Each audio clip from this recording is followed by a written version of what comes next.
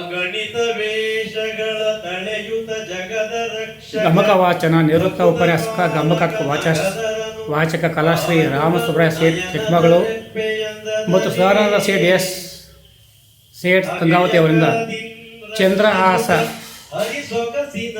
ವಾಚನ ಮತ್ತು ಗಮಕ. ಜಗದೊಡೆತನವ ನೀಡಿ ಪೊರೆದನು ಚಂದ್ರಹಾಸನನು ರಾಮ್ ಸುಬ್ರಾಯ ಸೇಠ್ ರಚಿತ ಚಂದ್ರಹಾಸ ಭಾಗ. ಮೂಕಂ ಕರೋತಿ ವಾಚಾರಂ ಪಂಗುಂ ಲಂಘಯತೆ ಗಿರಂ ಯತ್ಕೃಪಾತಮಹಂ ವಂದೇ ಪರಮಾನಂದ ಮಾಧವಂ.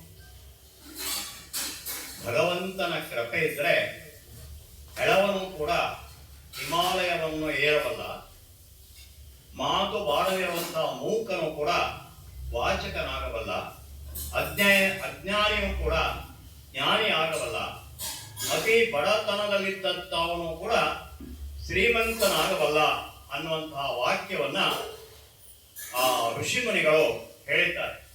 ಹಾಗಾಗಿ ಇಲ್ಲಿ ನಾವು ಆಯ್ಕೆ ಮಾಡಿಕೊಂಡಿರುವಂತಹ ಕಥಾಭಾಗ ಅಂತಂದ್ರೆ ಚಂದ್ರಹಾಸನ ಭಾಗ್ಯ. ನೀವು ಕೇಳಿರಬಹುದು ದುಷ್ಟಬುದ್ಧಿ ಅನ್ನುವಂತಹ ಚಂದ್ರಹಾಸನ ಭಾಗ್ಯ ರಾಮ್ ಸುಬ್ರಾಯ ಸೇಠ್ ಚಿಕ್ಕಮಗಳೂರು ರಚಿತ. ದುಷ್ಟತನ ಬಂದ್ರೆ ಆತ ಯಾವ ರೀತಿ ಅಧಪತನಕ್ಕೆ ಇಳಿತಾನೆ ಅನ್ನುವಂತಹ ಒಂದು ಉದಾಹರಣೆ. ಯಾಕಂತಂದ್ರೆ ಈ ಕಲಿಯುಗದಲ್ಲಿ ಮಾತ್ರ ಅಲ್ಲ, ಹಿಂದಿಯೂ ಕೂಡ ದುಷ್ಟರಿದ್ರು, ದುರ್ಜನರಿದ್ರು, ರಾಜಕೀಯದಲ್ಲಿ ಏನೇನೋ ಮಾಡುವಂತವರಿದ್ರು ಅನ್ನುವಂತ ಈ ಕಥಾಭಾಗ. ಇದರಲ್ಲಿ ನಂದೇ ಆಗಿರುವಂತಹ ಒಂದು 30-35 ಗಮಕ ಕೃತಿಗಳಲ್ಲಿ ಇದು 7-8ನೇದು. ಅನೇಕ ಕೃತಿಗಳು ಆಕಾಶವಾಣಿಯಲ್ಲೂ ಕೂಡ ಧ್ವನಿ ಸುರುಳಿಯಾಗಿ ಅದರ ಪ್ರಕಟಣೆಗೊಂಡಿದೆ. ಅಂಥದ್ರಲ್ಲಿ ಈ ಒಂದು ಭಾಗವನ್ನ ಕೇವಲ 12 ಪದ್ಯಗಳಲ್ಲಿ ನಮಗೆ 1 ತಾಸು ಕೊಟ್ಟಿದ್ದಾರೆ. ಯಾಕಂತಂದ್ರೆ 1 ತಾಸಿನಲ್ಲಿ ಮುಗಿಸ್ಲಿಕ್ಕೆ ಆಗದೆ ಇದ್ರು ಕೂಡ ಎಷ್ಟು ಸಂಕ್ಷಿಪ್ತವಾಗಿ ಹೇಳಲಿಕ್ಕೆ ಸಾಧ್ಯವಾಗ್ತದೆ ಅಷ್ಟು ಸಂಕ್ಷಿಪ್ತವಾಗಿ ಹೇಳಲಿಕ್ಕೆ ಪ್ರಯತ್ನ ಮಾಡ್ತಾ ಇದ್ದೀನಿ. ಈ ಒಂದು ಸೂಚನಾ ಪದ್ಯದಲ್ಲಿ ಹೇಳಿದ ಹಾಗೆ ಆ ಭಗವಂತ ಎಂಥವನಪ್ಪ ಅಂತಂದ್ರೆ ಭಕ್ತರನ್ನ ಕಣ್ಣಿನ ರೆಪ್ಪೆಯಂತೆ ಕಾಯ್ತಾನೆ. ಕಣ್ಣಿನ ರೆಪ್ಪೆ ಕಣ್ಣನ್ನ ಹೇಗೆ ಕಾಯುತ್ತದೆಯೋ ನಮಗೆ ಗೊತ್ತಿಲ್ಲ, ಅದು ಆ ರೀತಿಯಲ್ಲಿ ಭಗವಂತ ಭಕ್ತರನ್ನ ಕಾಯ್ತಾನೆ ಅನ್ನೋದಕ್ಕೆ ಆ ಚಂದ್ರಹಾಸನ ಚರಿತ್ರೆ ಒಂದು ಉದಾಹರಣೆ. ಸಿಗ್ತಾ ಇಲ್ಲ. ಅದೊಂದು ಅನಾಥ ಶಿಶು. ಆ ಅನಾಥ ಶಿಶುವಿಗೆ ಶ್ರೀಕೃಷ್ಣನ ಮೇಲೆ ವಿಷ್ಣುವಿನ ಮೇಲೆ ಅಪಾರವಾದಂತಹ ಭಕ್ತಿ. ಈ ದೈವ ಭಕ್ತಿ ಇದ್ದವರಿಗೆ ಯಾವತ್ತೂ ಒಂದು ಸೋಲಿಲ್ಲ, ಅವರ ವಿಜಯದಲ್ಲೇ ಮುಂದುವರಿತಾ ಇರ್ತಾರೆ ಅನ್ನೋದಕ್ಕೆ ಒಂದು ಉದಾಹರಣೆ. ಆತ ಆಟ ಆಡ್ತಾ ಇರುವಂತಹ ಸಂದರ್ಭದಲ್ಲಿ ದುಷ್ಟ ಬುದ್ಧಿ ಮಂತ್ರಿಯ ಕಣ್ಣಿಗೆ ಆ ಮಗು ಬೀಳುತ್ತದೆ. ಬಿದ್ದಾಗ ಆಶ್ಚರ್ಯವಾಗ್ತಾ, ಅಬ್ಬಾ ಎಂಥ ಒಂದು ಅಂಗ ಸೌಷ್ಠವ, ಎಂಥ ಒಂದು ಅಂದ ಚಂದದ ಮಗು, ಇದು ಯಾರಿರಬಹುದು ಅಂತ ಹೇಳ್ಕೊಂಡು ಹೇಳಿ ನೇರವಾಗಿ ಜ್ಯೋತಿಷಿಗಳನ್ನ ಕೇಳಿದಾಗ, ಆಟವಾಡುವ ಹಸುಳೆ ಗುಂಪಿಗೆ ನೋಟ ಬೀರಲು ದುಷ್ಟ ಬುದ್ಧಿಯು ಮಾಟವಾಗಿಹ ಮಗುವು ಕಾಣುತ್ತಚ್ಚರಿಯ ಬಡುತ್ತ ಇಟಿಯಂತಿರಿಯುತಿಹ ಮನಸ್ಸಿನ ಕಾಟ ತಾಳದೆ ಶಕುನಹೇ ಕೇಳ್ ಆಡುವ ಹಸುಳೆ ನಾಡಿನ ನೃಪತಿ ಭವಿತದೊಳು. ಆ ಜ್ಯೋತಿಷ್ಯರು ಹೇಳ್ತಾ ಇದ್ದಾರೆ, ನೋಡಪ್ಪ, ಈತನ ಭವಿಷ್ಯವನ್ನ ನೋಡ್ತಾ ಇದ್ರೆ ಈತನೇ ಈ ನಾಡಿಗೆ ಅರಸನಾಗುವಂತಹ ಭವಿಷ್ಯವಾಣಿ ನಮ್ಗೆ ನುಡಿತಾ ಇದೆ. ಯಾಕಂತಂದ್ರೆ ನಿಜವಾಗಿಯೂ ಭವಿಷ್ಯವನ್ನ ತಿಳಿದಿರುವಂತವ್ರು, ಅದನ್ನ ಚೆನ್ನಾಗಿ ಅರಿತಿರುವಂತವ್ರು ಹೇಳುವಂತದ್ದೆಲ್ಲವೂ ನಿಜವಾಗ್ತದೆ. ಅಲ್ಲ, ಎಲ್ಲಾ ಭವಿಷ್ಯವು ನಿಜ ಅಂತ ನಂಬಲಿಕ್ಕೆ ಹೋಗ್ಬೇಡಿ. ಆದ್ರೆ ಇದಂತೂ ನಿಜವಾಗಿರೋದು ನಿಜ. ಆತನ ಲಕ್ಷಣವೂ ಅದೇ ತರ ಇತ್ತು. ಆತ ಹೇಳ್ತಾನೆ, ಈ ನಾಡಿಗೆ ಈತನೇ ಪ್ರಭುವಾಗ್ತಾನೆ ಅಂತ ಹೇಳಿದಾಗ ಈತನ ಮನಸ್ಸು ಕಸಿವಿಸಿಗೊಳ್ಳಿಕ್ಕೆ ಪ್ರಾರಂಭವಾಯಿತು. ಯಾಕೆ ಅಂತಂದ್ರೆ ಬಂಧುಗಳೇ, ಸಜ್ಜನರೇ, ಈ ರಾಜಕೀಯ ಅನ್ನುವಂತ ಈ ಹೊಲಸು ಇವತ್ತಿನಲ್ಲ, ಕೌರವ ಪಾಂಡವರಿಂದನೂ ಗೊತ್ತಾಗ್ತಾ ಇದೆ, ನಮ್ಗೆ ಎಲ್ಲಿಂದನೂ ಗೊತ್ತಾಗ್ತಾ ಇದೆ. ಈ ರಾಜಕೀಯಕ್ಕಾಗಿ ಮಾಡದೇ ಇರುವಂತಹ ಕೆಲಸಗಳನ್ನ, ದುಷ್ಕೃತ್ಯಗಳನ್ನ ಮಾಡ್ತಾ ಇರೋದನ್ನ ಇವತ್ತಿಗೂ ಕೂಡ ನಾವು ಕಾಣ್ತಾ ಇದ್ದೀವಿ. ಇವತ್ತಂತೂ ಬಿಡಿಯೋದು ರಾಜಕಾರಣದ ಬಗ್ಗೆ ಮಾತಾಡ್ಲಿಕ್ಕೆ ಹೋದ್ರೆ ಇದು ವೇದಿಕೆಯೂ ಅಲ್ಲ, ಆಮೇಲೆ ಈ ಭಗವತ್ ಸಭೆ ಆಗಿರೋದ್ರಿಂದ ಅದನ್ನ ಮಾತಾಡ್ಲಿಕ್ಕೆ ಹೋಗೋದಿಲ್ಲ. ಸರಿ, ಅಬ್ಬ ಈತ ರಾಜನಾಗ್ತಾನೆ. ಹಾಗಾದ್ರೆ ಈ ಮಂತ್ರಿಗೆ ಈ ಮಗು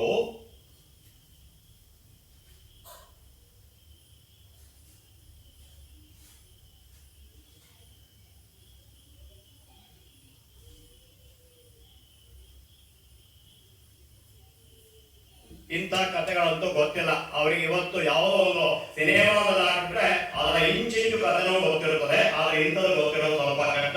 ರಾಮಾಯಣ ಮಹಾಭಾರತ ಅಂತ ಗೊತ್ತೇ ಇಲ್ಲ, ಅದಕ್ಕೋಸ್ಕರ ನಾವು ಶಾಲೆಗಳಲ್ಲಿ ರಾಮಾಯಣ ಮಹಾಭಾರತ ಪಾಠವನ್ನು ಮಾಡಲಿಕ್ಕೆ ಹೋಗ್ತಾ ಇದ್ವಿ. ಮೊನ್ನೆನೂ ಸದಾನಂದ ಆಯೋಗದ ಜೊತೆಯಲ್ಲಿ ಗಂಗಾವತಿಯಲ್ಲಿ ಒಂದು ಶಾಲೆಯಲ್ಲಿ ಈ ಪಟ್ಟಾಧಾರಿತ ಗಮಕ ಕಾರ್ಯಕ್ರಮ ಅಂತ ಹೇಳ್ಕೊಂಡು ಹೇಳಿ ಆ ಕೌರವನ ಆ ಕೃಷ್ಣನ ಸಂವಾದದ ಒಂದು ಕಥಾಭಾಗವನ್ನ ಅವರೇ ಗಾಯನ ಮಾಡಿದರು. ನಾನು ಅದನ್ನು ವ್ಯಾಖ್ಯಾನ ಮಾಡ್ಕೊಂಡು ಬಂದೆ. ಅಲ್ಲಿ ಒಂದು 100-150 ಜನರಿಗೆ ರಾಮಾಯಣ ಮಹಾಭಾರತ ಪಾಠನೂ ಕೂಡ ಮಾಡಿದ್ದಾಯಿತು. ನೋಡೋಣ, ಸಂದರ್ಭ ಸಿಕ್ಕಿದ್ರೆ ಇವರು ಕೂಡ ಮುಂದೆ ನಡೆಸಲಿಕ್ಕೆ ಹೋಗ್ತಾ ಇರೋಣ. ಅಲ್ಲಿ ದುಷ್ಟ ಬುದ್ಧಿಯ ರಾಜನಿಗೆ ಮಕ್ಕಳಿಲ್ಲ, ಸಂತಾನ ಭಾಗ್ಯ ಇಲ್ಲ. ಈತನಿಗೆ ಮದನ ಮನೆ ಉಲ್ಲಿನಾಯಿ ಐಕಯ ನಾಡವರಿ ಮೌನ ಜಾನಿಯೋ ದೇವಾಲ ಧ್ಯಾನ ಕರ್ತಕ್ಕೆ ಹೋಗಂತೆ ಐಕರ ಬೇರೆ ಇದಕ್ಕೆ ನಿಮ್ಮ ತರಡಿ ನಿಮ್ಗೆ ಸಂಘ ಮುಖರ ಸಂಖ್ಯೆಯಲ್ಲ ಅತ್ತೀಜಾಗೆ ತರಡಿ ಅಂಕ ರಾಮಾಯಣ ಕಸರ ಹೋದ್ನ ನೀ ನೈತಿಕ ಕಸರ ಹೋದ್ನ ಶಾಲೆ ಬಿಡ್ತಾರ ಎಜುಕೇಶನ್ ದೇವ್ ಕೇಳ್ದ ತನಿ ಶಾಲೆ ಬಿಡ್ತಾರ ಕೊಡೋ ಪಾಠ ಪ್ರಶ್ನೆ ಬಿಡ ಮಾಡ ಯಾವ್ದಾರ ನೀತಿ ಪಾಠ ಮಾಡ್ತೇವೆ, ಗಣಿತ ಮಾಡು, ಇಂಗ್ಲಿಷ್ ಮಾಡು, ರಿಸಲ್ಟ್ ಕೊಡಬೇಕು ಅನ್ನೋದು ಹೊರಬಿದ್ದಾರೆ. ಇದಾಗ ಯಾಕಂತಂದ್ರೆ ಡಿಡಿ ವರ್ಗ ಮಾಡ್ಬಿಡ್ತೀವಿ ಅಂತ ಹೇಳ್ಕೊಂಡು ಹೇಳಿ ಮಿನಿಸ್ಟರ್ ಹೇಳ್ಬಿಟ್ಟಿದ್ದಾರೆ ತಲೆಯಲ್ಲಿ ಅವರು ಬಿಡಿಯಾರೆ. ಮಕ್ಕಳ ಪಾಸ್ ಆದ್ರೆ ಡಿಡಿ ವರ್ಗ ಮಾಡಿ ಮಾಡ್ತಾನಂತೆ ಅವರು. ಎಲ್ಲ ಬಿಡಿ, ಅದೇನೋ ಗಾದೆ ಇದೆಯಲ್ಲ, ಎಮ್ಮೆ ಜ್ವರ ಬಂದ್ರೆ ಎತ್ತಿ ಇಂಜೆಕ್ಷನ್ ಕೊಟ್ಟರು ಅಂತ ಹೇಳ್ಕೊಂಡು ಹೇಳಿ ಆ ತರದ ಎಜುಕೇಶನ್ ಡಿಪಾರ್ಟ್ಮೆಂಟ್ ಇದೆ ಇವತ್ತು. ಹಾಗಾಗಿ ಮಾತೆಯರ ಒಂದು ಮಾತನ್ನು ಕೇಳ್ಕೊಳ್ತಾ ಇದ್ದೇನೆ. ಮಾತೆಯರೇ, ನಿಮ್ಮಿಂದಲೇ ಒಂದು ಸಮಾಜ ಉದ್ಧಾರ ಆಗಬೇಕು, ಮುಂದಿನದಲೇ ಮಕ್ಕಳ ಬೆಳವಣಿಗೆ ಆಗಬೇಕು. ಯಾಕಂದ್ರೆ ಮಕ್ಕಳು ಕೇವಲ ಬೆಳೆದು ಎಂಜಿನಿಯರ್ ಆದರೂ ಡಾಕ್ಟರ್ ಆದರೂ ಸಾಲದು, ಅವರಿಂದ ಏನಾದರೂ ಸಮಾಜಕ್ಕೆ ಒಳಿತಾಗುವಂತ ಕೃತ್ಯವನ್ನು ಮಾಡಲಿಕ್ಕೆ ನಾವು ಪ್ರಯತ್ನ ಮಾಡಬೇಕಾಗುತ್ತದೆ. ಹಾಗಾಗಿ ಇಂತಹ ಕಾರ್ಯಕ್ರಮಗಳು ಬೇಕಾಗ್ತದೆ ಅನ್ನುವಂಥ ದೃಷ್ಟಿಯಿಂದ ನಾನು ನಿಮ್ಮಲ್ಲಿ ವಿನಂತಿ ಮಾಡ್ಕೊಳ್ತಾ ಇದ್ದೇನೆ. ಆದಷ್ಟು ಏನಿಲ್ಲ, ನಾವಿನ್ನೇನು ಒಂದು 3/4 ಗಂಟೆಯಲ್ಲಿ ಏನಾದರೂ ಒಂದಿಷ್ಟು ಒಳ್ಳೆಯದನ್ನ ಹೇಳಿ ಅದನ್ನು ಮುಗಿಸ್ಲಿಕ್ಕೆ ನಾವು ಪ್ರಯತ್ನ ಮಾಡ್ತೇವೆ. ದೈವ ಕೃಪೆಗೆ ಪಾತ್ರರಾಗಲಿಕ್ಕೆ ನೀವು ಕಾರಣರಾಗಬೇಕು ಅಂತ ಕೇಳ್ಕೊಳ್ತಾ, ಈ ರಾಜ್ಯದ ಒಡೆತನವನ್ನ ಹೇಗಾದರೂ ಮಾಡಿ ತನ್ನ ಮಗನಾದ ಮದನಿಗೆ ಕೊಡಿಸ್ಬೇಕು ಅನ್ನೋದು ದುಷ್ಟ ಬುದ್ಧಿಯ ದುರಾಲೋಚನೆ. ಈಗ ಅರ್ಥ ಆಗಿರ್ಬೇಕು. ಆತನಿಗೆ ವಿಷಯ ಅನ್ನುವಂತ ಒಬ್ಬ ಮಗಳು, ಮದನ ಅನ್ನುವಂತ ಒಬ್ಬ ಮಗ, ಇಬ್ರಾಹಿಂ. ಈಗ ಈತನಿಗೆ ಏನಾಯ್ತು, ಚಂದ್ರಹಾಸ ಈ ನಾಡಿನ ರಾಜನಾಗ್ತಾನೆ ಅಂತ ಹೇಳಿದ ಮೇಲೆ ತನ್ನ ಮಗನಿಗೆ ಇದು ತಪ್ಪೋಗ್ತಲ್ಲ ಅನ್ನುವಂತ ದೃಷ್ಟಿಯಿಂದ ಏನ್ ಮಾಡ್ತಾನಪ್ಪ ಅಂತಂದ್ರೆ, ರಾಜ್ಯವನ್ನ ಆಳ್ತಾ ಇದ್ರು ಕೂಡ ಆಡಳಿತ ಅಧಿಕಾರ ಎಲ್ಲ ಇವಂದೇ ಆಗಿತ್ತು, ದುಷ್ಟ ಬುದ್ಧಿದೇ ಆಗಿತ್ತು. ಹಾಗಾಗಿ ಯೋಚನೆ ಮಾಡ್ತಾ ಇದ್ದಾನೆ, ಇವನನ್ನು ಏನಾದ್ರೂ ಮಾಡಿ ಮುಗಿಸ್ಬೇಕು. ಕೆರಳಿ ಸಚಿವನು ಕರೆದು ಕಟುಕರ ತರಿದು ಶಿರವನು ಕಾಡೊಳೆಸೆಯಿರಿ, ಕುರುಹ ತೋರಿಸಿ ಭರದಿ ತೆರಳಿರಿ ಸಮಯಗಳೆಯದಲೆ, ತರುಳೆಯನು ಕರೆದೊಯ್ದು ಕಾಡೊಳು ಶಿರವ ಕಡಿಯಲು ಖಡ್ಗವೆತ್ತಲು, ಕರವ ಮುಗಿದಿಗ ಹಸುಳೆ ಕಾಣುತ್ತ ಕರಗಿದಿಂಡುರುಳೆ.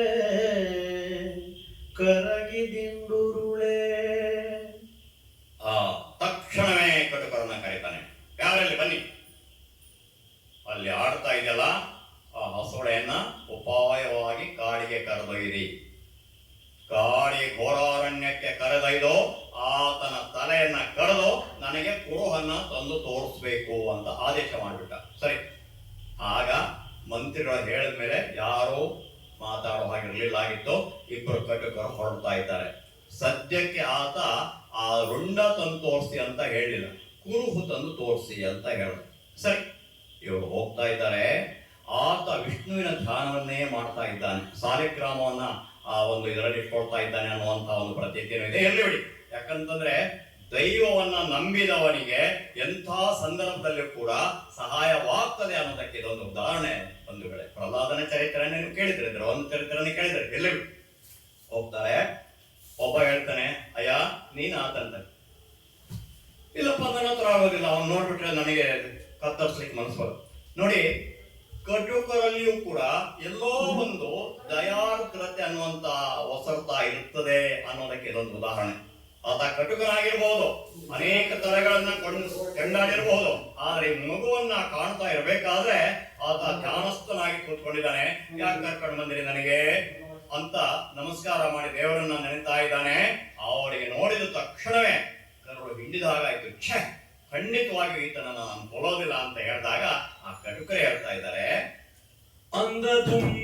ಚೆಲುವ ಕಾಣುತ್ತ ತಂದೆ ಅಂತಃಕರಣ ತುಂಬಿದೆ ಕಂದನನು ಕೊಲಲಾರೆ ಹರಿಹರನಾಜ್ಞೆ ಮೀರಬೇನೋ ಎಂದ ಕಟುಕನ ಮಾತ ಕೇಳುತ್ತ ಕೊಂದ ಕುರುಹಿಗೆ ಬೆರಳು ಸಾಕ್ಷಿಯು ಮುಂದೆ ವಿಧಿ ಬರೆದಂತೆ ನಡೆಯಲೆನುತ ನಿಶ್ಚಯಿಸಿ ಮುಂದೆ ವಿಧಿ ಬರೆದಂತೆ ನಡೆಯಲೆನ್ನುತ್ತ ನಿಶ್ಚಯಿಸಿ. ಯಾಕಂತಂದ್ರೆ ತಂದೆಯ ಕರುಳು ತಾಯಿಯ ಕರುಳು ಎಲ್ಲರಲ್ಲೂ ಸುಪ್ತವಾಗಿರ್ತದೆ. ದುಷ್ಟರು ಎಲ್ಲಾ ಕಾಲಕ್ಕೂ ದುಷ್ಟವಾಗಿರೋದಿಲ್ಲ. ಸಜ್ಜನರು ಕೆಲವು ಸಲ ತಪ್ಪಲೂಬಹುದರ್ತಾನೆ. ಆತ ಒಬ್ಬ ಹೇಳ್ತಾನೆ, ನೋಡಯ್ಯ, ನನಗೆ ನನ್ನ ಮಗುವಿಗಿಂತ ಹೆಚ್ಚಿನ ಮಮತೆ ಈ ಮಗುವಿನ ಮೇಲೆ ಉಕ್ಕಿ ಬರ್ತಾ ಇದೆ. ಬೇಕಾದ್ರೆ ಹರಿಹರನೇ ಬಂದು ಈತ ನನ್ನ ತಲೆ ಕಡೆ ಅಂದ್ರೆ ನಾನು ಕಡಿಯೋದಿಲ್ಲ. ನೋಡಿ ಎಂಥ ದೃಢ ವಿಶ್ವಾಸ. ನನಗೆ ಯಾವ ಶಿಕ್ಷೆ ಬೇಕಾದ್ರೂ ಬರಲಿ, ನನಗೆ ಯಾವ ನರಕ ಬೇಕಾದ್ರೂ ಬರಲಿ, ನಾನು ಈ ಮಗುವನ್ನ ಹತ್ಯೆ ಮಾಡೋದಿಲ್ಲ ಅಂತ ಹೇಳ್ಕೊಂಡೆ ಖಂಡಿತವಾಗಿ ಒಬ್ಬ ಕಟುಕ ಹೇಳ್ತಾನೆ. ಆವಾಗ ಇನ್ನೊಬ್ಬ ಕಟುಕ ಹೇಳ್ತಾನೆ, ಹೌದು, ನನಗೂ ಹಾಗೆ ಆಗ್ತಾ ಇದೆ, ನನ್ನಿಂದನೂ ಸಾಧ್ಯವಿಲ್ಲ ಕಡಿಲಿಕ್ಕೆ. ಒಂದು ಉಪಾಯ ಮಾಡೋಣ. ಆತನ ಕಾಲು ಬೆರಳಿನಲ್ಲಿ 6 ಬೆರಳುಗಳಿದ್ದಾವೆ, ಕಾಲು ಬೆರಳಿನ 6 ಬೆರಳುಗಳಿದ್ದಾವೆ. ಅದರಲ್ಲಿ ಒಂದನ್ನ ಚಕ್ ಅಂತ ಹಾಕೊಂಡು ಕೊಯ್ಕೊಂಡು ಹೋಗಿ ಇದನ್ನ ನಾವು ಗುರುತ ಅಂತ ನಮ್ಮ ದುಷ್ಟಬುದ್ಧಿ ಹೇಳಿದ್ದೇನೋ ಕುರು ತಂದು ತೋರಿಸಿ ಅಂತ ಹೇಳ್ಕೊಂಡ್ರಿ. ತಂದು ಆತನಿಗೆ ತೆಗೆದುಕೊಂಡು ತೋರಿಸೋಣ, ಈತ ಮುಂದೆ ದೇವರೇ ಕಾಪಾಡಲಿ, ಏನ್ ಬೇಕಾಗಿ ಒಟ್ಟಿನ ಮೇಲೆ ನಾವಂತೂ ಕೊಲ್ಲೋದು ಬೇಡ ಅಂತ ಹೇಳ್ಕೊಂಡಿ. ಆ ಕಟುಕರು ಏನ್ ಮಾಡ್ತಾರೆ, ಆ ಕಾಲು ಬೆರಳಿನ ಗುರುತನ್ನ ಹಿಡ್ಕೊಂಡು ನೇರವಾಗಿ ಆ ದುಷ್ಟಬುದ್ಧಿ ಹತ್ರ ತಂದು ಕುರುಹನು ತೋರಿ ಕಟುಕರು ಒಂದು ಒಂದೆವು ಕಾರ್ಯ ಫಲಿಸಿತು ಒಂದಿಸುತ್ತುಡುಗೊರೆಯ ಪಡೆಯುತ್ತ ಗಡಿಯ ದಾಂಟಿದರು. ಇಂದು ಮದನಗೆ ಮಾರ್ಗ ದೊರೆಯಿತು ಮುಂದೆ ನೃಪತಿಯ ಭಾಗ್ಯ ದೊರಕಿತ್ತೆಂದು ಹರುಸದಿ ಸಚಿವ ಮೆರೆದನು ವಿಕಟ ನಗುವಿನೋಳು.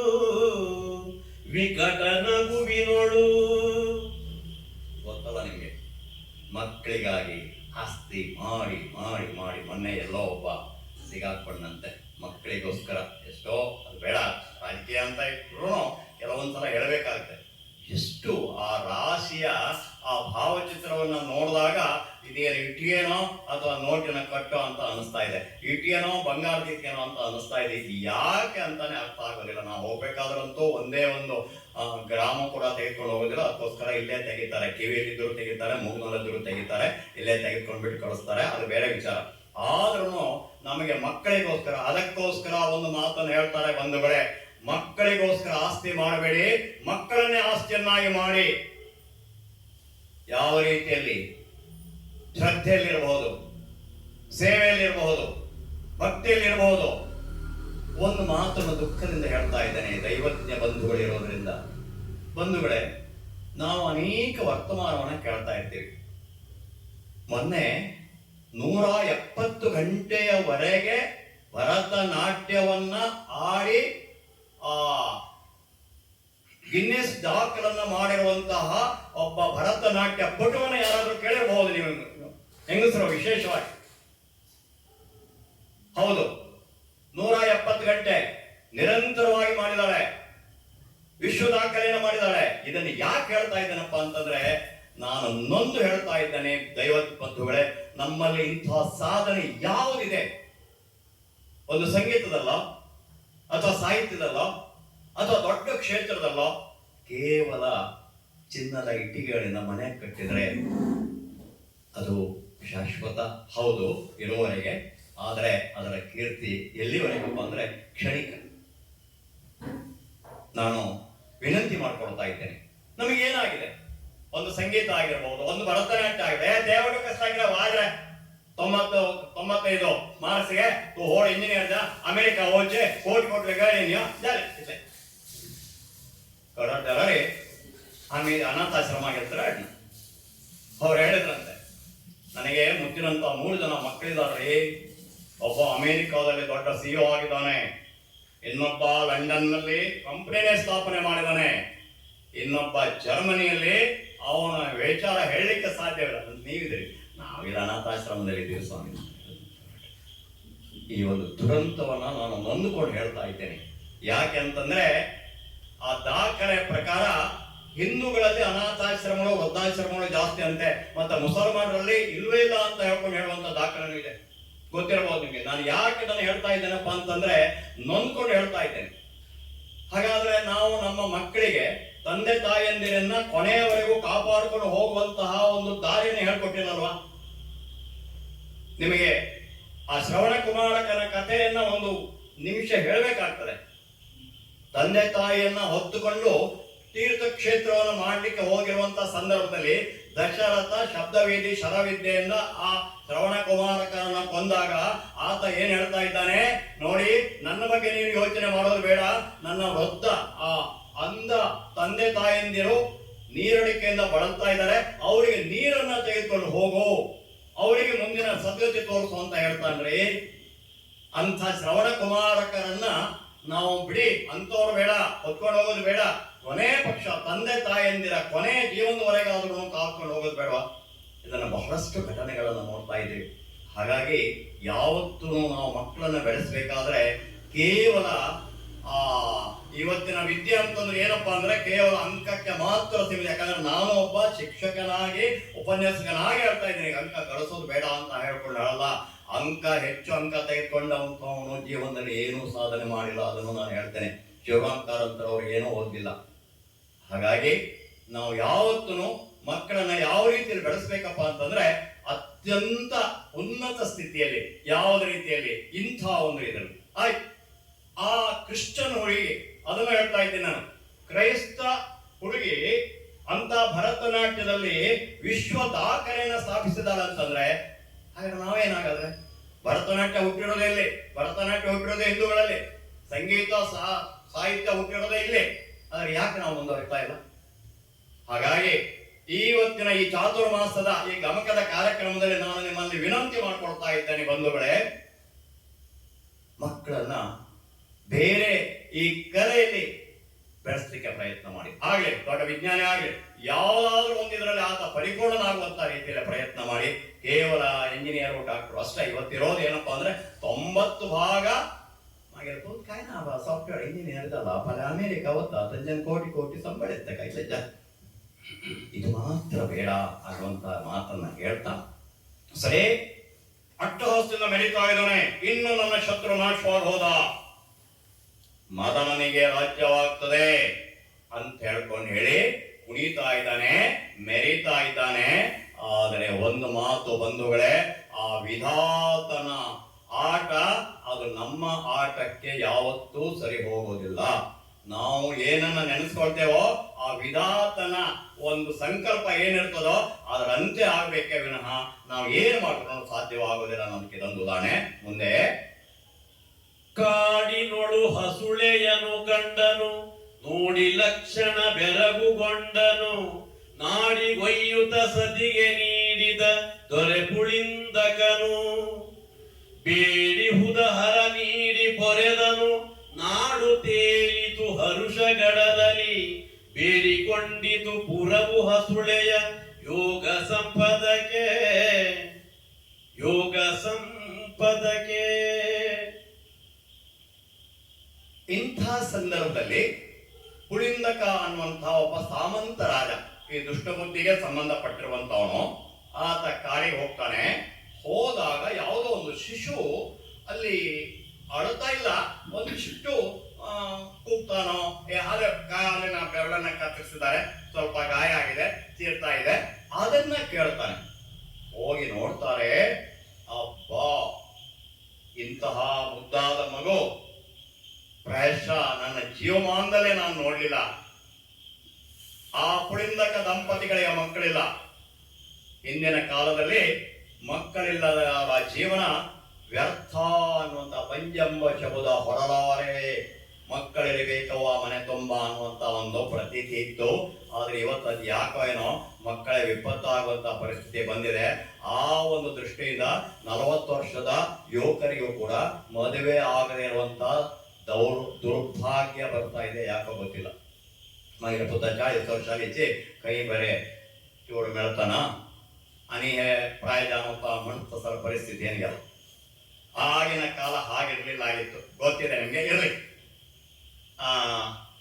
ಅಮ್ಮ, ಏಕ ಅನೇಕ ಅರ್ಧಗಂಟ ತುಂಬಿಗೆ ಹಚ್ಚ ಖಬ್ಬರಿ ಹಾವೇ ಇದರಲ್ಲಿ ವಿಶೇಷವಾಗಿ ರಾಮಾಯಣ ಮಹಾಭಾರತದ ಹೆಚ್ಚಾಗಿರೋದು.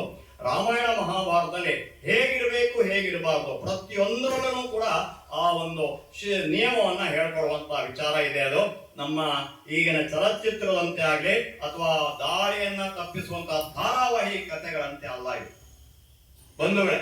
ಹಾಗಾಗಿ ಆದಷ್ಟು ಇದರ ಕಡೆ ಗಮನ ಕೊಡ್ಲಿಕ್ಕೆ ಪ್ರಯತ್ನ ಮಾಡಿ. ನೀವು ಬಂದಿದ್ದೀರಿ, ಇನ್ನೊಂದು ಅರ್ಧ ಗಂಟೆ ಇದೆ, ಅಮೂಲ್ಯವಾದ ಸಮಯವನ್ನ ಹಾಳು ಮಾಡಬೇಡಿ. ಮತ್ತೆ ಸ್ವಲ್ಪ ಆದಷ್ಟು ದೂರ ಕೂತ್ಕೊಂಡ್ರೆ ಬಹಳ ಒಳ್ಳೆಯದು. ಯಾಕಂದ್ರೆ ನಿಮ್ಮ ಸ್ನೇಹಿತರ ಜೊತೆ ನೀವು ಮಾತಾಡ್ಬೇಕು ಅನ್ನಿಸ್ತದೆ, ಆಮೇಲೆ ಬೇಕಾದ್ರೆ ಮಾತಾಡೋಣ, ನಾನು ಬರ್ತೇನೆ ಜೊತೆ. ಹಾಗಾಗಿ ಸರಿ, ಆತನಿಗೆ ಮಕ್ಕಳು ಇಲ್ಲದೆ ಇರುವಂತಹ ಸಂದರ್ಭದಲ್ಲಿ ಈ ಮಗುವನ್ನ ಕಂಡಾಗ ಆ ಭಗವಂತ ದಯಪಾಲಿಸುವಂತ ಭಾಗ್ಯ ನೋಡಿ. ದಶರಥ ಅನೇಕ ವರ್ಷಗಳವರೆಗೆ ಚಕ್ರವರ್ತಿಯಾಗಿ ರಾಜ್ಯಭಾರ ಮಾಡಿದರೂ ಕೂಡ ಮಕ್ಕಳದಿರುವಂತಹ ಕೊರಗಿನಿಂದ ಕೊರಗ್ತಾ ಕೊನೆಗೆ ಪುತ್ರ ಕಾಮೇಷ್ಟಿ ಯಾಗವನ್ನ ಮಾಡಿ ಮಕ್ಕಳನ್ನ ಪಡೆದಿರುವಂತದ್ದು ನಿಮಗೆ ಗೊತ್ತಿದೆ.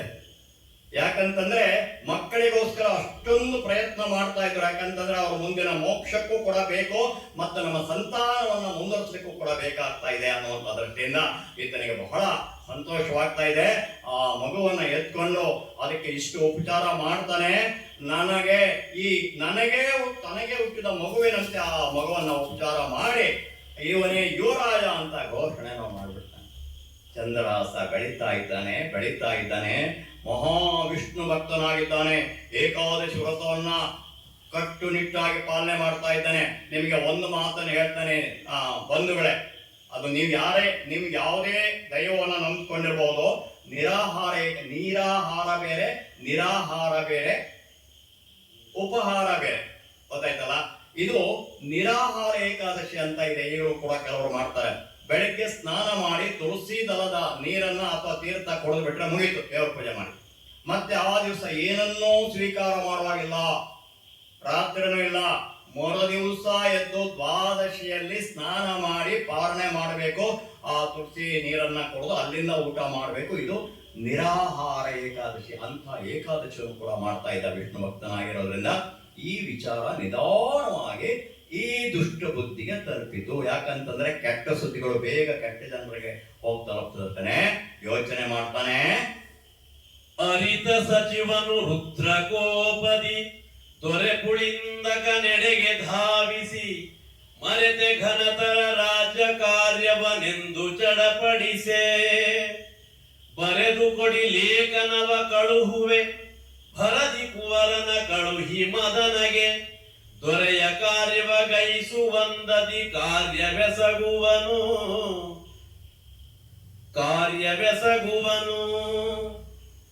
ಹೇಗಾದ್ರೂ ಮಾಡಿ ಅವನನ್ನ ಮತ್ತೆ ಸಂಹಾರ ಮಾಡಬೇಕಲ್ಲ. ಯಾಕಂತಂದ್ರೆ ಈ ದುಷ್ಟರು ಎಷ್ಟೇ ತಡೆ ಅಡ್ಡಿ ಬಂದ್ರು ಕೂಡ ಅದೇನ್ ಮಾಡುತ್ತೆ. ಈಗ ದುರ್ಯೋಧನ ವಿಚಾರ ಗೊತ್ತಲ್ಲ, ಜಾನಾಮಿ ಧರ್ಮಂ ನಚಮೇ ಪ್ರವೃತ್ತಿ, ಜಾನಾಮಿ ಅಧರ್ಮಂ ನಚಮೇ ನಿವೃತ್ತಿ. ಈ ಮಾತನ್ನು ಹೇಳ್ತಾನೆ ವ್ಯಾಸ. ಕೃಷ್ಣ, ನನಗೆ ಧರ್ಮ ಗೊತ್ತಿದೆ, ಆದರೆ ಅದನ್ನು ಆಚರಿಸಲಿಕ್ಕೆ ನನ್ನ ಹತ್ರ ಆಗೋದಿಲ್ಲ. ಕೆಲವರಿಗೆ ನಿಯಮ ಗೊತ್ತಿದೆ, ಆಚರಣೆ ಮಾಡೋದಿಲ್ಲ. ಜಾನಾಮಿ ಅಧರ್ಮಂ, ನನಗೆ ಅಧರ್ಮ ಯಾವುದಂತ ಗೊತ್ತಿದೆ, ಆದ್ರೆ ಅದನ್ನು ಬಿಡ್ಲಿಕ್ಕೆ ಆಗುದಿಲ್ಲ ನನ್ನ ಹತ್ರ. ಹೌದು, ಕೆಲವರ ಪ್ರವೃತ್ತಿ ಇದು.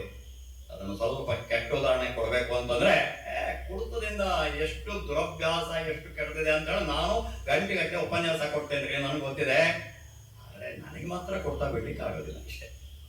ಈ ತರದ ಉದಾಹರಣೆ ಇದು. ಹಾಗಾಗಿ ದುರ್ಯೋಧನಂತವರು ಇದ್ದಾರೆ. ಅಂತಹ ಈ ದುಷ್ಟ ಬುದ್ಧಿ ಯೋಚನೆ ಮಾಡ್ತಾನೆ, ಶತ್ರು ಸಾಯಲಿಲ್ಲ, ಇನ್ನೂ ಅಲ್ಲಿ ಬೆಳೀತಾ ಇದ್ದಾನೆ. ಇವನೇ ಆತನ ಲಕ್ಷಣ ಇತ್ಯಾದಿಗಳನ್ನ, ಯಾಕಂದ್ರೆ ದೂತರನ್ನ ಕಳಿಸ್ತಾನೆ, ಗೂಢಚಾರರನ್ನ ಕಳಿಸ್ತಾನೆ. ಸ್ವಾಮಿ ಅವನೇ ಚಂದ್ರಹಾಸನೇ.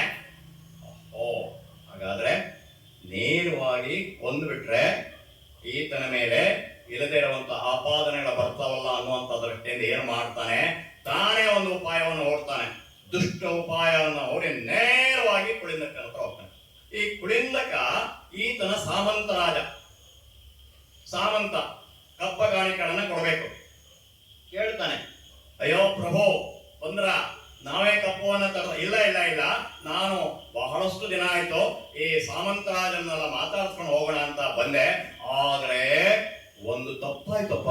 ಏನು ಏನು ಮದನನಿಗೆ ವಿಶೇಷವಾದ ಕಾರ್ಯವನ್ನ ಹೇಳಬೇಕಾಗಿತ್ತು, ನಾನು ಅದನ್ನು ಹೇಳದೆ ಬಂದ್ಬಿಟ್ಟೆ, ನನಗೆ ಹೊಟ್ಟೆಪ್ಪ ಅಂತ ನಾಟಕ ಮಾಡ್ತಾನೆ, ಬೇಕಂತಾನೆ. ದುಷ್ಟರು ಯಾವತ್ತೂ ಹಾಗೆ ತಾನೆ, ಏನಾದ್ರೂ ಒಂದು ನಾಟಕ ಮಾಡಿ ಇವನಿಗೆ ಗೊತ್ತಾಗ್ಬೇಕಲ್ಲ, ಯಾಕಂದ್ರೆ ಇವನಿಗೆ ಗೊತ್ತಾಗಬಾರ್ದಲ್ಲ ಇವನು ಬೇಕಂತ ನಾಟಕ ಮಾಡ್ತಾ ಇದ್ದಾನಂತೆ. ಅವನಿಗೆ ಒಂದು ರಾಜಕಾರ್ಯ ಹೇಳಬೇಕಾಗಿತ್ತು, ಅದನ್ನು ಮರ್ತು ಬಂದ್ಬಿಟ್ಟೆ ನಾನು. ಹಾಗಾಗಿ ನಾನು ಹೊರಟೆ ಅಂತ ಹೊರಟು ನಿಂತಾಗ, ಸ್ವಾಮಿ ಕಡೆ ನಿಮ್ಮ ಎಂತಹ ರಾಜಕಾರಣವೇ ಬೇಕಾದ್ರಾಗ್ಲಿ ನೀವೊಂದು ಪತ್ರವನ್ನು ಬರೆದು ಕೊಡಿ, ನಮ್ಮ ಚಂದ್ರಾಸ ಸತ್ಯಸಂಧ ಎಂದು ಆತನನ್ನ ಕಳಿಸಿದ್ರೆ ನಿಮ್ಮ ಕಾರ್ಯ ಆಗ್ತದೆ. ನೀವೇನು ಯೋಚನೆ ಮಾಡೋದು ಬೇಡ, ನೀವೊಂದು 2 ಸಾರಾಮಾಗಿ ಇಡೀಲಿ ಅಪರೂಪಕ್ಕೆ ಬಂದಿದ್ರೆ ಅಂತ ಹೇಳ್ತಾನೆ. ಅವನಿಗೂ ಅದೇ ಬೇಕಾಗಿತ್ತು ದುಷ್ಟಬುದ್ಧಿಗೆ. ಚಂದ್ರಹಾಸನನ್ನ ಏನಾದ್ರೂ ಮಾಡಿ ಅಲ್ಲಿ ರಾಜ್ಯಕ್ಕೆ ಕಳಿಸ್ಬೇಕಾಗಿತ್ತು, ಮುಂದಿನ ವಿಚಾರವನ್ನು ಮಾಡಬೇಕಾಗಿತ್ತು. ಯಾಕಂತಂದ್ರೆ ಈಗಿನ ಕೆಲವು ಕೈದಿಗಳು ಅದೇ ತರ, ಅಥವಾ ಕ್ರೂರಿಗಳು ಅದನ್ನೇ ಮಾಡ್ತಾರಲ್ಲ, ಅಪರಾಧಿಗಳು. ಸರಿ, ಬರದ ಸರಿಯಾಗಿ ಮುಗಿಸ್ತಾನ, ಓದಿ ನೋಡೋದಿಲ್ವಾ? ಏನಾದ್ರೂ ಹೊಡೆದು ಬಿಟ್ರೆ ರಾಜರಹಸ್ಯ ಗೊತ್ತಾಗುವಂಗಿಲ್ಲ. ಸ್ವಾಮಿ ಪ್ರಾಮಾಣಿಕ ಅಂತಂದ್ರೆ ಚಂದ್ರಹಾಸನ ನಾವು ಕಲಿಬೇಕು. ಇಂದುಹಾಸನ ಶೀಘ್ರ ಕಳಿಪೆನು ಚಂದದಿಂದಲಿ ಮಗನಿಗೋಲೆಯ ನೊಂದ ಬರೆಯುತ್ತ ಚಿಂತೆ ಮಾಡುತ್ತ ಸುಖಿಸಿ ನೀವೆಂದ ಎಂದ ಮಾತಿಗೆ ಮನದಿ ನಗುತ್ತಲಿ ಚಂದದಿಂದಲಿ ಲೇಖನವ ಬರೆಯುತ್ತಿಂದು ಹಾಸಗೆ ನೀಡಿ ಪೇಳಿದ ನೆಚ್ಚರಿಕೆ ನುಡಿಯ. ಇಂದು ಹಾಸಗೆ ನೀಡಿ ಪೇಳಿದ ಎಚ್ಚರಿಕೆ ನುಡಿಯ. ಹಾಗಾದ್ರೆ ನಾನು ಪತ್ರವನ್ನು ಬರೆದು ಮುದ್ರೆಯನ್ನು ಹಾಕೊಡ್ತೇನೆ. ಯಾವುದೇ ಕಾರಣಕ್ಕೆ ಅದನ್ನ ಬಿಚ್ಚಿ ಓದಬಾರದು, ರಹಸ್ಯವಾದಂತ ಪತ್ರ ಅಂತ ಹೇಳಿ ಅದರಲ್ಲಿ ಏನು ಬರೀಬೇಕು, ಏನವನ್ನ ಹಾಳು ಮಾಡಬೇಕು ಅದನ್ನ ಲೇಖನದಲ್ಲಿ ಬರೆದು ಅದನ್ನ ಏನ್ ಮಾಡ್ತಾನಪ್ಪ ಅಂತಂದ್ರೆ ತಾನೇ ಆತನ ಉತ್ತರೀಯಕ್ಕೆ ಕಟ್ತಾನೆ. ಹೋಗ್ ಅವನೇ ಬಿಚ್ಕೊಳ್ಬೇಕು, ಇದನ್ನ ನೀನ್ ಯಾವ ಕಾರಣಕ್ಕೂ ಬಿಚ್ಚಬಾರದು ಅನ್ನುವಂತ ರೀತಿಯಲ್ಲಿ ಕಳಿಸ್ತಾನೆ. ಅದರಲ್ಲಿ ಏನು ವಿಷಯ ಇದೆ ಅನ್ನೋದನ್ನ ಇವರು ಮುಂದೆ ಅದನ್ನ ವಾಚನ ಮಾಡ್ತಾ ಇದ್ದಾರೆ.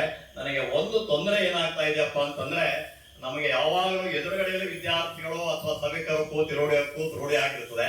ಆದ್ರೆ ಇಲ್ಲಿ ನನಗೆ ಏನಾಗಿದೆಯಪ್ಪ ಅಂದ್ರೆ, ಇಲ್ಲಿ ಆ ಕಡೆಯಲ್ಲೂ ಪ್ರತಿಕ್ರಿಯೆ ನಾವು ನೋಡ್ಬೇಕಾಗತ್ತೆ. ಯಾಕಂದ್ರೆ ಈ ಮೇಷ್ಟ್ರಿಗೆ ಅದೊಂದು ಕೆಟ್ಟ ಸ್ವಭಾವ. ಅದು ನಾನು ಮಾತಾಡ್ತಾ ಇರೋದು ಅವ್ರು ಕೇಳಿಸ್ಕೊಡ್ತಾ ಇದ್ದಾರಾ ಅಥವಾ ಬೇರೆ ಕಡೆಯಲ್ಲಿ ಏನಾದ್ರು ಚಟುವಟಿಕೆ ಮಾಡ್ತಾ ಇದ್ದಾರಾ ಅಂತ ಹೇಳ್ಕೊಂಡಿ. ಹಾಗಾಗಿ ನಾನು ಹಿಂಗೆ ನೋಡ್ಬೇಕಾಯ್ತು. ಸಂಗೀತಗಾರರಾದ್ರೆ ಆಡ್ಕೊಂಡು ಹೋಗ್ತಾ ಇರ್ತಾರೆ, ಭಾಗವತರೇ ಅದು ಬೇಕಾಗಿಲ್ಲ, ಅಲ್ಲ ಕೇಳಿಸ್ತದೆ ನಮ್ಗೆ. ಅಲ್ಲಿ ಮಾತಾಡಲ್ಲ, ಅಲ್ಲಿ ಕೂತಿರ್ತಾರೆ. ಸರಿ, ಏನ್ ಮಾಡ್ಲಿಕ್ಕೆ ಆಗೋದಿಲ್ಲ, ಯಾಕಂದ್ರೆ ನನ್ನೊಬ್ಬರಿಂದ ನಿಮ್ಮ ವ್ಯವಸ್ಥೆಯನ್ನು ಬದಲಾಯಿಸ್ಲಿಕ್ಕೆ ಸಾಧ್ಯವಾಗೋದಿಲ್ಲ. ಆಗಿ ತೊಂದರೆ ಇಲ್ಲ. ಮುಂದ್ಗಡೆ ಕೂತ್ಕೊಳ್ಳೋ ನನಗೆ ಕೆಲವರಿಗೆ ಕೆಳಗಡೆ ಕೂತ್ಕೊಳ್ಳಿಕ್ಕೆ ಆದ್ರೆ ಕೂತ್ಕೊಳ್ಳಿ. ಈಗ ಸ್ವಲ್ಪ ಕಷ್ಟ ಇದೆ, ಯಾಕಂದ್ರೆ ನಾವು ಏನಿದ್ರು ಮಗುವನ್ನು ಕೂಡ ಆ ಕುರ್ಚಿಯಲ್ಲಿ ಕೂರಿಸಿ ರೂಢಿ ಮಾಡಿಬಿಟ್ಟಿದ್ವಿ. ಇದು ಒಂಥರ ಅಪಾಯವೇ. ನಮ್ಮ ಆರೋಗ್ಯದಲ್ಲಿ ನಾವು ಎಷ್ಟು ಕೆಟ್ಟ ರೀತಿಯಲ್ಲಿ ಹೋಗ್ತಾ ಇದೀವಪ್ಪ ಅಂತಂದ್ರೆ, ಕೆಳಗಡೆ ಕೂತ್ಕೊಳ್ಳುವಂತಹ ಕೊನೆಗೆ 60 ವರ್ಷ ಆದ್ಮೇಲೆ ಸಕ್ಕರ ಸಜಾವತ್ ನಾ ಬಾತ ಚೆನ್ನಾಗಿದೆ ಅವನ ಕಿಚ್ ಕರ್ತೈತೆ ಬರೋ ಕುರ್ಚಿನ ಆಚೆ ಮಾಡ್ಕೊಂಡು ಅವನ ಕರ್ಮ ನಿಪ್ಪೆ ಉಳ ಜಾಯ್ ಈಗ ಇನ್ನೊಂದು ಸ್ವಾರಸ್ಯಕರ, ಇದು ಬಹಳ ಸ್ವಾರಸ್ಯಕರವಾದಂತಹ ಕಥಾಭಾಗವನ್ನ ಆಯ್ಕೆ. ರಾಮಾಯಣ ಮಹಾಭಾರತ ನಿಮ್ಗೆ ಗೊತ್ತೇ ಇರ್ತದೆ ಅಂತ ಹೇಳ್ಕೊಂಡು ಹೇಳಿ, ಹೋದ ವರ್ಷ ಗುರುಗಳ ಅಪ್ಪಣೆ ಮೇರೆಗೆ ಶಂಕರಾಚಾರ್ಯ ಸಾಧನೆಯನ್ನು ಮಾಡಿದ್ದೆ. ಅವರು ಒಪ್ಕೊಂಡ್ರು, ಅದನ್ನ ತುಂಬಾ ಮೆಚ್ಚುಗೆಯನ್ನು ವ್ಯಕ್ತಪಡಿಸಿದರು. ಆಮೇಲೆ ಸೀತಾನ್ವೇಷಣೆ ಮಾಡಿದ್ದೆ. ಆ ಸೀತಾನ್ವೇಷಣೆ ಇದು ಬೇಡ, ಎಲ್ಲರಿಗೂ ಗೊತ್ತಿರ್ತದೆ ಅನ್ನುವಂತ ದೃಷ್ಟಿಯಿಂದ ಈ ಹೊಸ ಚಂದ್ರಹಾಸನ ಭಾಗ್ಯ.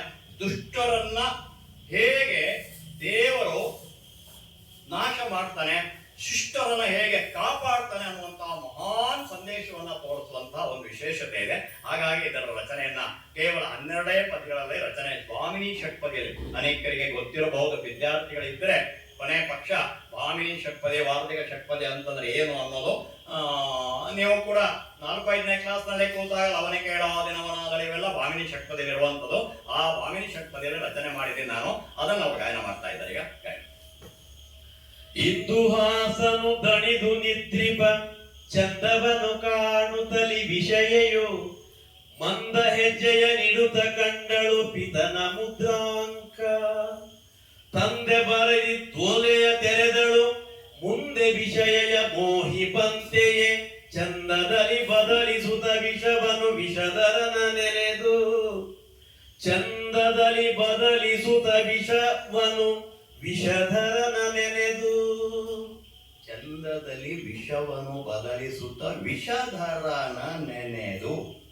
ಪ್ರಾಯಶಃ ಕೆಲವರಿಗೆ ಅರ್ಥ ಆಗಿರಬೇಕು. ವಿಷಧರ ಇಲ್ಲಿ ಇಟ್ಕೊಂಡಿದ್ದಾನೆ ವಿಷವನ್ನ, ಕಾರ್ಕೋಟಕ ವಿಷವನ್ನ ಲೋಕ ಕಲ್ಯಾಣಕ್ಕೋಸ್ಕರ ಅದನ್ನು ನುಂಗಿದ್ದಾನೆ ಶಿವ. ಜಗದೋದ್ಧಾರಕ. ಇದನ್ನ ಬಿಟ್ಬಿಟ್ರೆ ಇಡೀ ಪ್ರಪಂಚ, ಇಡೀ ಲೋಕ ಸುಟ್ಟು ಭಸ್ಮವಾಗ್ತದೆ ಅನ್ನುವಂತ ದೃಷ್ಟಿಯಿಂದ ಆ ಶಿವ ಏನ್ ಮಾಡ್ತಾನಪ್ಪ ಅಂದ್ರೆ ಅದನ್ನ ತಾನು ಕುಡಿದಿದ್ದಾನೆ. ಇದು ಏನ್ ತೋರಿಸ್ತಾ ಇದೆಯಪ್ಪ ಅಂತಂದ್ರೆ ಪರರ ಕ್ಷೇಮಕ್ಕೋಸ್ಕರ ತನ್ನ ಪ್ರಾಣ ಹೋದರೂ ತೊಂದರೆ ಇಲ್ಲ. ಯಾಕಂತಂದ್ರೆ ನಮ್ಮ ಜೀವನ ಹೇಗಿರ್ಬೇಕಪ್ಪ ಅಂದ್ರೆ ಶರೀರ ಮಾಧ್ಯಮ ಖಲು ಧರ್ಮ ಸಾಧನಂ. ಸೇವೆಗಾಗಿ ಈ ಶರೀರವನ್ನು ನೂಕಬೇಕು. ನಾವು ಹೇಗೆ ಮಲಗಿ ನಿದ್ರೆ ಮಾಡಿ ಅಲ್ಲಿ ಧಾರಾವಾಹಿ ನೋಡ್ತಾ ಕಳೆದ್ರೂ ನಾವು ಒಂದ್ ದಿವಸ ಹೋಗ್ಲೇಬೇಕು, ಅಥವಾ ಇನ್ನೊಬ್ಬರ ಸೇವೆಯನ್ನ ಮಾಡಿ ಬೇರೆಯವರನ್ನ ಏನೋ ಒಂದಿಷ್ಟು ಒಳ್ಳೆ ಮಾರ್ಗಕ್ಕೆ ಕರೆದುಕೊಂಡು ಹೋಗುವಂತ ಕೆಲಸ ಮಾಡಿದ್ರೂ ಕೂಡ ನಾವು ಹೋಗ್ಲೇಬೇಕು. ಆದರೆ ಆ ತರದಲ್ಲಿ ಕೆಲಸ ಮಾಡಿದವರ ಹೆಸರು ಕೊನೆಯವರೆಗೂ ಉಳಿತದೆ. ಭಗತ್ ಸಿಂಗ್ ಅಂತ ಚಂದ್ರಶೇಖರ್ ಆಜಾದ್ ಅಂತವ್ರನ್ನ ಇವತ್ತಿಗೂ ಕೂಡ ನಾವು ನೆನೆಸ್ತಾ ಇದ್ದೇವೆ. ಯಾಕಂತಂದ್ರೆ ಅವರು ಸುಖಕ್ಕಾಗಿ ಜೀವನವನ್ನ ನಡೆಸಿಲ್ಲ. 21 ವರ್ಷದಲ್ಲೇ ಆ ನೇಣಗಂಬಕ್ಕೆ ಏರಿರುವಂತವ್ರು ಇದ್ದಾರೆ ನಮ್ಮ ದೇಶದ ರಕ್ಷಣೆಗೋಸ್ಕರ. ಹಾಗಾದ್ರೆ ನಾವೇನ್ ಸಾಧನೆ ಮಾಡ್ದಂಗಾಯ್ತು? ನಮಗೆ ಪವಿತ್ರವಾದಂತ ಮಾನವ ಜನ್ಮವನ್ನ ದೇವರ ದಯಪಾಲಿಸಿದ್ದಾನೆ. ಇಂಥ ಮಾನವ ಜನ್ಮವನ್ನ ಪಡೆಯಲಿಕ್ಕೆ ಇನ್ನು ಎಷ್ಟು ಕಾಲ ಅಥವಾ ಎಷ್ಟು ಜೀವವನ್ನ ನಾವು ಕಳಿಬೇಕೋ ಗೊತ್ತಿಲ್ಲ. ಆ ಸಿಕ್ಕಿರುವಂತ ಸಂದರ್ಭದಲ್ಲಿ ಏನಾದ್ರೂ ಒಂದಿಷ್ಟು ಇನ್ನೊಬ್ಬರಿಗೆ ಕೆಡಕನ್ನ ಬಗೆಯದೆ ಒಂದಿಷ್ಟು ಒಳಿತನ್ನ ಮಾಡಲಿಕ್ಕೆ ಹೋಗೋಣ ಅನ್ನುವಂತ ಒಂದು ಸಲಹೆ ಅಥವಾ ನೈತಿಕತೆಯೊಂದಿಗೆ ಆ ಉದ್ಯಾನವನಕ್ಕೆ ಹೋಗ್ತಾ ಇದ್ದಾಗ ಈತ ಬಳಲಿ ಬಿಡ್ತಾನೆ. ಕುದುರೆಯಲ್ಲಿ ಏನು ವೇಗವಾಗಿ ಹೋಗ್ತಾ ಇದ್ದಾನೆ ಚಂದ್ರಹಾಸ. ಆ ನಾಡಿನ ಉದ್ಯಾನವನಕ್ಕೆ ಹೋಗ್ತಾ ಇದ್ದಾಗೆ ತುಂಬಾ ಬಳಲಿಕೆಯಿಂದ ಅಲ್ಲಿ ಅತ್ಯಂತ ಶುದ್ಧವಾಗಿರುವಂತಹ ನೀರನ್ನ ಕುಡಿದು ಅಲ್ಲೇ ಮಲಗ್ತಾನೆ. ಹಾಗೆಯೇ ನಿದ್ರೆಗೆ ಜಾರಿ ಬಿಡ್ತಾನೆ. ಬರುತ್ತಾಳೆ ಮದನಾಂಗಿ ರೂಪವತಿ. ಆಗ ರತಿ ಅಂತಂದ್ರೆ ಅತ್ಯಂತ ಸ್ಫುರದ್ರೂಪ ಅಂತ ಹೇಳ್ತಾ ಇದ್ರು. ಈಗ ಯಾವುದು ಸಿನಿಮಾ ನಟಿಗೆ ಹೋಗ್ತಾರ ಅದು ನನಗೆ ಗೊತ್ತಿಲ್ಲ. ರತಿಯನ್ನು ಕೂಡ ಮೀರಿಸುವಂತಹ ರೂಪದಲ್ಲಿರುವಂತಹ ವಿಷಯ, ಅವಳ ಹೆಸರೇ ವಿಷಯ ಅಂತ ಹೆಸರಿಟ್ಟಿದ್ರು. ಬರ್ತಾಳೆ. ಈ ಚಂದ್ರಹಾಸನನ್ನ ನೋಡಿದಾಗ ಮನ್ಮಥನ ರೂಪವನ್ನ ಮೀರಿಸುವಂತಹ ರೂಪ ಚಂದ್ರಹಾಸನ್. ಆಹಾ, ಎಂಥ ಸ್ಫುರದ್ರೂಪಿ! ಇಂತಹ ಪುರುಷನನ್ನ ನಾನು ನನ್ನ ಜೀವಮಾನದಲ್ಲಿ ನೋಡೇ ಇಲ್ಲ, ಇನ್ನು ನೋಡ್ಲಿಕ್ಕೆ ಸಾಧ್ಯವೂ ಇಲ್ಲ. ಹತ್ರ ಹೋಗ್ತಾಳೆ. ಮಲಗಿದ್ದಾನೆ. ಆ ಗೆಜ್ಜೆ ಶಬ್ದ ಆಗ್ತದ ಅಂತ ಹೇಳ್ಕೊಂಡು ಹೇಳಿ ಅದನ್ನ ನಿಧಾನವಾಗಿ ಹೋಗ್ತಾಳೆ. ಯಾಕಂತಂದ್ರೆ ಹೆಣ್ಮಕ್ಳು ತುಂಬಾ ಜಾಣರು. ಯಾವುದೇ ಒಂದು ಕೆಲಸ ಮಾಡಬೇಕಾದ್ರೆ ಅಕ್ಕಪಕ್ಕದವಳಿಗೆ ಗೊತ್ತಾಗ್ತಿದ್ದಂಗೆ ಮಾಡುವಂತಹ ಕೆಲಸದಲ್ಲಿ ಹೋಗ್ತಾ ಇರ್ತಾಳೆ. ಮತ್ತೆ ದೂರ ಬರ್ತಾಳೆ. ಅಯ್ಯೋ, ಅಕಸ್ಮಾತ್ ಎಚ್ಚರ ಆಗ್ಬಿಟ್ರೆ ಇವಳೆಂತ ನಾಚಿಕೆ ಬಿಟ್ಟು ಹೆಂಗಸಿ ಇವಳು ನನ್ನ ನಿಂಗೆ ನೋಡ್ತಾ ಇದ್ದಾಳಲ್ಲ ಅಂತ ತಿಳ್ಕೊಳ್ತಾಳ ಅಂತ ಹೇಳ್ಕೊಂಡು ಹಿಂದಕ್ಕೆ ಬರ್ತಾಳೆ. ಹತ್ರ ಹೋಗ್ಬೇಕಾದ್ರೆ ಅಪ್ಪನ ಮುದ್ರಿಕೆ ಇರುವಂತ ಇದರ ಮೇಲೆ ಹಾಕಿದಾನ. ಯಾವುದ್ರ ಮೇಲೆ? ಈ ಉತ್ತರೆಯ ಅಂತ ಇದನ್ನ ಇಟ್ಕೊಳ್ಳಿ. ಈ ಉತ್ತರೆಯದಲ್ಲಿ ಪತ್ರವನ್ನ ಕಟ್ಟಿ ಆ ಉತ್ತರೆಯ ಮೇಲೆ ಒಂದು ಮುದ್ರೆಯ ಮೇಲೆ ಹಾಕಿದಾನೆ. ಯಾಕಂದ್ರೆ ಇದನ್ನು ತೆಗಿಬಾರ್ದು ಅಂತ ಹೇಳ್ಕೊಂಡು ಹೇಳಿ. ಅರ್ಥ ಆಯ್ತಾ ನಿಮ್ಗೆ?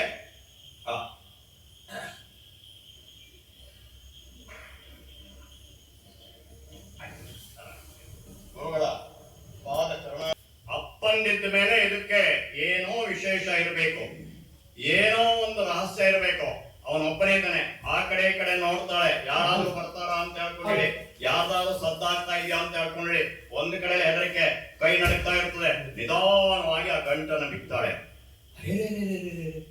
ನಮ್ಮಪ್ಪ ದುಷ್ಟು ಬುದ್ಧಿ ಬಿಡ್ತಿದ್ದಾನೆ. ಮೊದಲನಿಗೆ ಬರ್ತಾನೆ. ಏನಂತ ಬರೆದಿದ್ದಾನೆ ಅಂತ ಓದಿದ್ರೆ ವಿಷವ ಮೋಹಿಸುವುದು. ತಪ್ಪಿಟ್ಟ. ಈತ ವಿಷಯ ಮೋಹಿಸಬೇಕು ಅಂತ ಬರೀಲಿಕ್ಕೆ ಹೋಗಿ ವಿಷವ ಅಂತ ಒಂದೇ ಒಂದು ಅಕ್ಷರ ಅಲ್ವಾ? ವಿಷವ. ನೋಡಿ, ಹೆಣ್ಣು ಮಕ್ಕಳು ಎಷ್ಟು ಚತುರ ಮತಿಗಳಾಗಿರ್ತಾರೆ ಅಂತ ಹೇಳ್ಕೊಂಡೆ. ತಪ್ಪು ಮಾಡ್ಬಿಟ್ಟಿದ್ದಾನೆ ಅವನು. ಇಂತಹ ಆ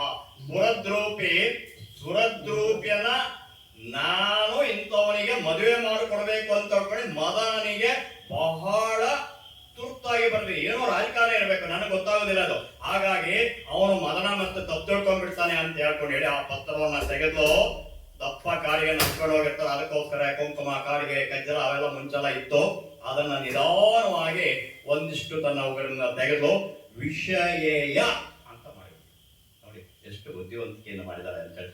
ವಿಷವ ಅನ್ನೋದನ್ನ ವಿಷಯೇಯ ಮೋಹಿಸುವುದು ಅಂದ್ರೆ, ವಿಷಯ ಅಂದ್ರೆ ತಾನು ದುಷ್ಟಪತಿಯ ಮಗಳು, ನಿನ್ನ ತಂಗಿಯನ್ನ ಈತನಿಗೆ ಮೋಹಿಸುವಂತೆ ಅಂತಂದ್ರೆ ಅವ್ರಿಗೆ ಅರ್ಥ ಆಗ್ತದೆ ಅಷ್ಟೇ, ನಾವೇನು ಅರ್ಥ ಮಾಡ್ಬೇಕಾಗಿಲ್ಲ, ಮದುವೆ ಮಾಡಿಕೊಡುವ ಅನ್ನುವಂತ ಅರ್ಥದಲ್ಲಿ.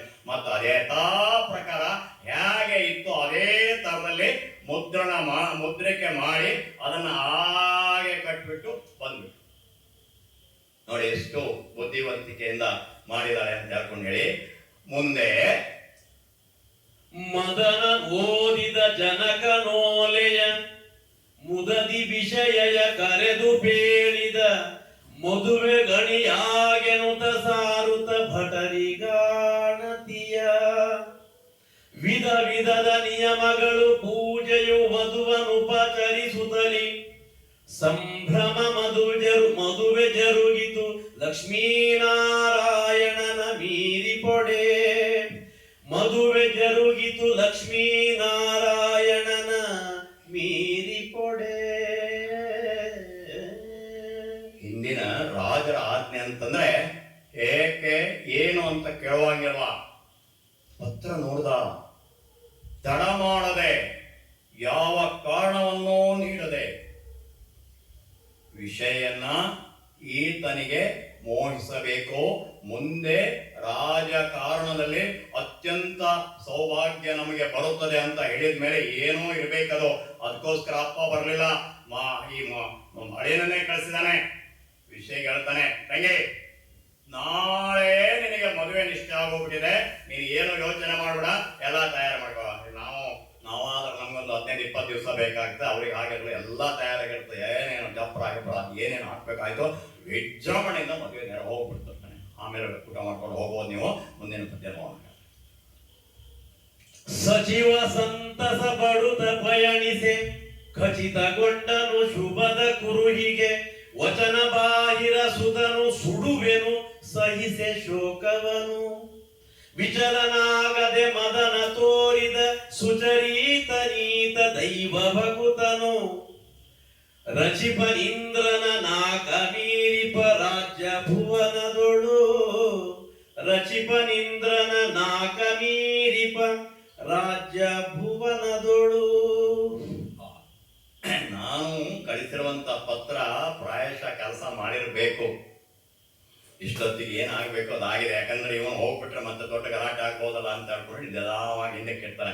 ಈ ಕ್ರೂರಿಗಳು ಯಾವತ್ತೂ ಹಾಗೇನೆ ಹಿಂದೆ ಇರ್ತಾರೆ, ಮುಸ್ಕಾಕೊಂಡಿರ್ತಾರೆ.